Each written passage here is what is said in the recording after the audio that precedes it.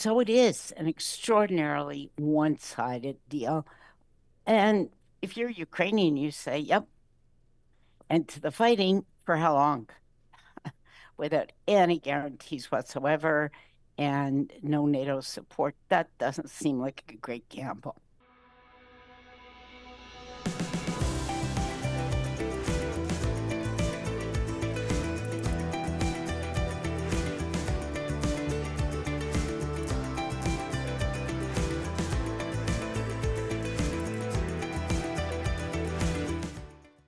Welcome to the Friday Focus podcast as we head into an election next week in Canada. I'm Rudyard Griffiths, the chair of the Munk Debates. I'm joined by Janice Gross Stein, the founding director of the Munk School of Global Affairs. So, Janice, have you voted in the early polls, or are you one of those people that likes to wait until E-Day? I wait until D-Day, and I have to confess, Rudyard, there have been times when I waited until 6 in the evening. I've been stuck in those long lines. But boy, there have been a lot of early voters this year. Yeah, there has. And, talking to pollsters over the last couple of weeks in my other gig as a publisher of the Hub, it seems like the percentage of undecided voters remains high. So we may see some shifts on election day. It'll be fascinating to check it all out. And if you are looking for some E-Day coverage, come over to the Hub's YouTube channel as of 7 p.m. Eastern on Monday. We will be broadcasting live all night with a variety of experts and guests. Hopefully we can get Janice on at some point You have a for our live deal. show. You have a deal. Let's do it.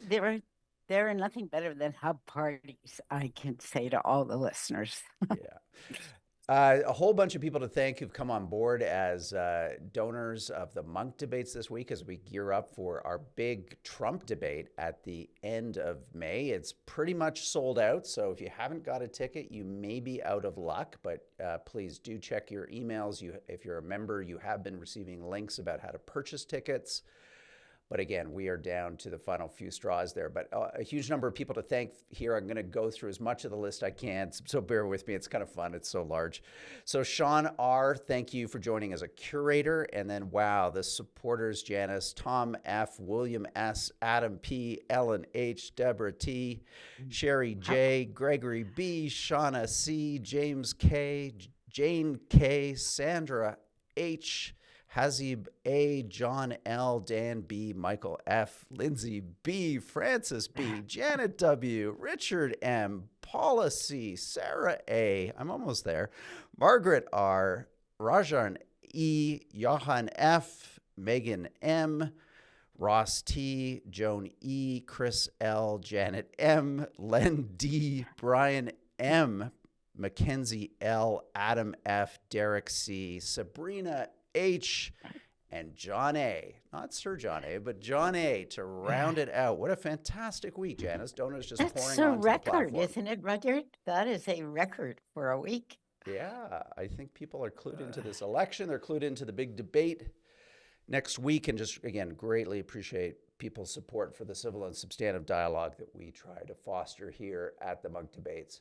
Well, Janice, for those of you tuning into the live edition of this show on YouTube and you're watching this in great high definition video, I want to talk about this guy on the screen over here, Janice. You saw him, Vladimir Putin.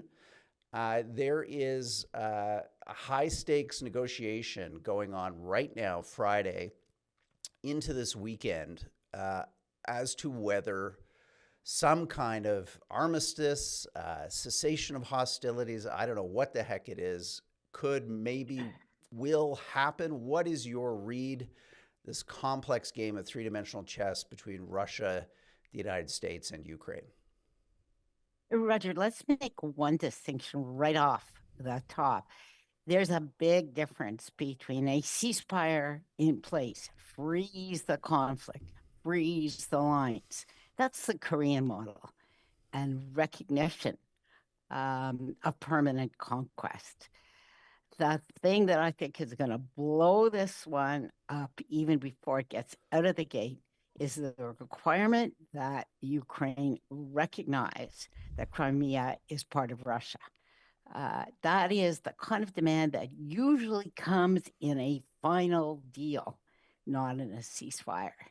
I was really surprised, just not surprised given the bigger picture we're going to talk about in a minute, but surprised to see that as part of a ceasefire. Yeah. So let's talk about what is seemingly being communicated by Trump and the Trump administration as the terms of a cessation of hostilities. It involves, as you said, the recognition of Crimea as a Russian sovereign territory. It recognizes that NATO membership will never be extended to Ukraine. It recognizes effectively the de facto occupation of the Donbass and the invaded territories by Russia. I'm just struggling here, Janice, to think, what does Ukraine get out of this other than an end to the fighting? This seems, I don't know, just overwhelmingly in Russia's interests here, whether they accept it or not. It seems like a huge capitulation. You are right, Roger. There's almost nothing here for Ukraine. It has to recognize, frankly, military occupation of territories that Russia has conquered. It permanently forswears the opportunity to join NATO. That's not a big surprise. Trump has telegraphed that from day one. And frankly, Rudyard, it never was much of a live option, despite all the rhetoric that has come out of Europe. The United States, even under Biden, never supported that. But the deal was supposed to be, if you were going to go for the big one, there had to be some security guarantees Yeah. that that's the missing piece, and that's where you're completely right. Where's that piece of the jigsaw puzzle? Mm-hmm. Not on the table. And so it is an extraordinarily one-sided deal. And if you're Ukrainian, you say, yep, and to the fighting for how long? Without any guarantees whatsoever and no NATO support. That doesn't seem like a great gamble. Yeah. And Russia, though, seems to be, again, depending when you're listening to this program, events may have changed, but as of today, Friday, Russia seems to be dragging its feet on accepting these very generous terms. So I don't understand that, Janice. I mean, if they're getting Crimea, they're getting the occupation of a large portion of these territories, all the natural mineral resources and rights. They're getting a pledge on NATO. Why is Vladimir Putin holding out here? I mean, the terms for him to end this war have never been more favorable politically vis-a-vis the United States, and the opportunities the Trump administration is dangling on the other side of a ceasefire, which is normalization of some trade relations, Yeah. relief on sanctions. I mean, I don't get the Russian game here in the 11th hour. He's never going to get a better deal than this one, frankly, Rudyard. And look, there are real pressures on Vladimir Putin, not, from an opposition inside the Kremlin or anything like that, but his economy is really suffering. There's no analyst of the Russian economy that doesn't say that this year and next are going to be really tough. He can't mobilize more men without paying a really significant domestic political cost. So wow, it doesn't get, frankly, much better than this. I think he thinks he can, that Ukraine will break because that's the big imponderable from his perspective. Trump says, I'm walking away. That's what he said, which is astonishing. I'm walking away. Yeah. Um, if Zelensky says no, and he's already said no, well, what does walking away mean? Mm-hmm. No more intelligence support of the kind that we now know the United States has been given on targeting. No more military assistance. What that is, it's so paradoxical, Richard. If you want Putin to accept the deal, Mm-hmm. don't pull the rug out from Vladimir Zelensky because that'll only encourage Vladimir Putin to do what he does. Yeah. China is just missing from this conversation, I presume, Janice, because of the trade war that Trump has initiated against Beijing. There is no real assistance being lent here by China to pressure Russia to accept these N- terms. That's a real No, change. no chance at all. No chance at all. Uh, you know, Xi Jinping right now is involved in his own stare down with Trump. Trump says he's waiting for a call from Xi Jinping, and Xi Jinping says, "No way, I'm not calling you, call me." And there were I mean, I see you smiling there. This, reminds us of games we used to play, frankly, when we were in elementary school. There are back channel conversations going on now to put enough on the table to make that call happen. But why would Xi Jinping help Trump at this point? Absolutely. And again, who starts up with everybody at the same time, Yeah. Rudyard? Trump launched a global trade war. If Yeah. if this weren't in such elegant company, I might use some four-letter words here, but he antagonized everybody at the same time. Who would do Hmm. that? So, before we wrap up this section of the show, what's your bet, Janice? Does Putin accept this because it just is such a good deal? The political climate in the United States, there's a clock running there to the midterms. There's 18 months here for Russia to potentially benefit from all kinds of goodies that the Trump administration can afford them in terms of sanctions relief and business deals and who knows what else. I think he's going to drag his feet, Hmm. Rudyard. Um, he has every incentive to wait out. The trade war is not going well for Donald Trump. He's under pressure. He's under pressure from markets. He's under pressure from some of the biggest businesses in the United States.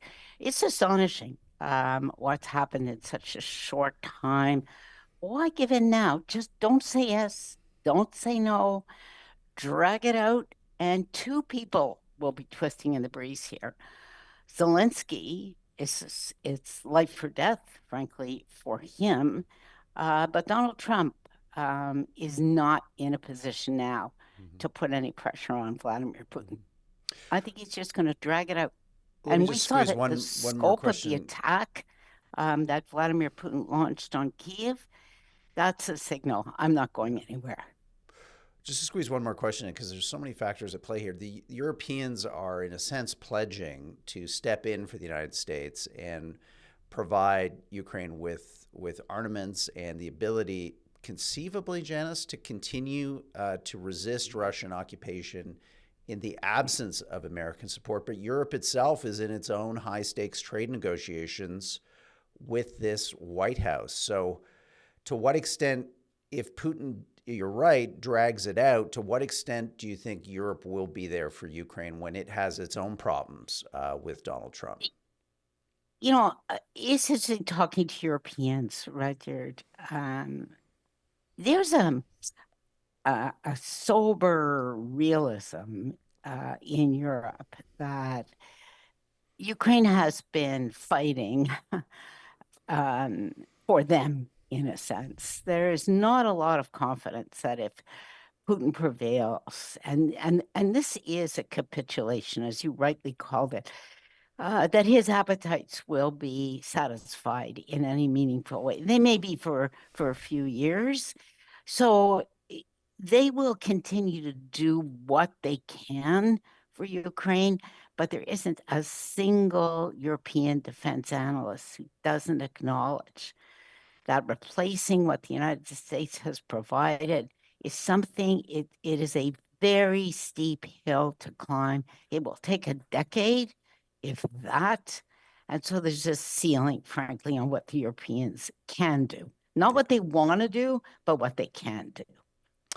Okay, well, if you've enjoyed this first half of the show, either in beautiful video on YouTube, or if you're listening to the free version on our podcast channel here at the Munk Debates, why don't you join all those great supporters who are signing up to support free, open, and civil conversation and debate by becoming a Munk member? You can do that right now on our website, www.munkdebates.com, and we'll send you links to listen to the full-length editions of the Friday Focus podcast, either in on-demand audio or on-demand video. So let's take a quick break now, and then we're back on the other side with our Munk Debate donors. Back to you in a moment.